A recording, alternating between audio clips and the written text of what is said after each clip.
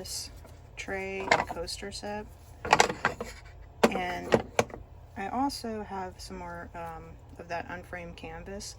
So I'm going to put these into the tray as well as the coasters.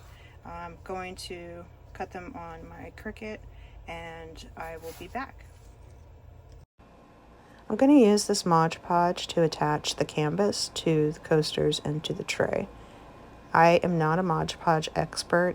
I do not use this medium very often, but I thought I should probably put some on the coaster, and then I thought, well, maybe I should put some on the back of the canvas as well, so I did so. And then I pressed that down and just used a silicone brush to make sure that I was able to get all of those air gaps out. And then I went around the edges with some additional Mod Podge. I let it sit for just a sec, and then I used a baby wipe to clean it off. The intent behind that is if there are any edges of that are not sealed, there's a very high chance that the resin will get underneath of that, and then that can actually cause some beveling of the print. And this is a coaster, so you want it to be as flat as possible so you would actually be able to put something on it without it falling. It's very important that you have whatever medium you're going to use, that it actually does adhere that canvas to that coaster, and that there is no gap around the edges that could have a leakage of resin underneath.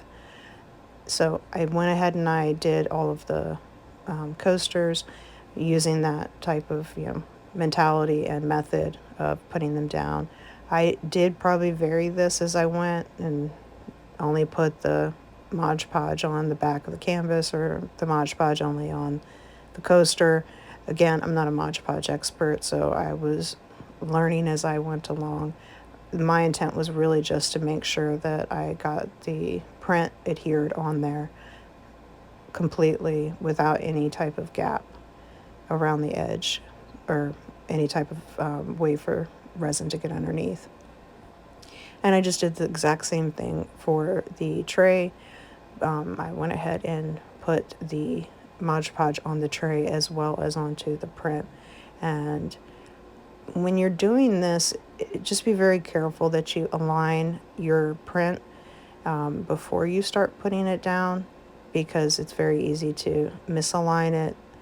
Just make sure that it's on there properly, and then use a squeegee to make sure you get out all the air pockets.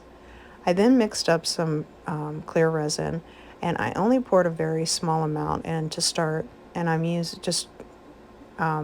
moving this around so that I can actually watch it flow. This just makes sure that I'm getting to all of those edges. And then I poured some additional on top of that to give it enough of a thickness, and spritz it with some isopropyl alcohol. And then I used a heat gun as well, just to make sure that I got out all of the bubbles. And I did the exact same thing with the coasters. Just be very careful when you're tilting the coasters, because it's a very small amount of a lip on the edge that you could easily have it run over. So just be very slow and cautious with that. And you can use a torch, isopropyl alcohol, or a heat gun.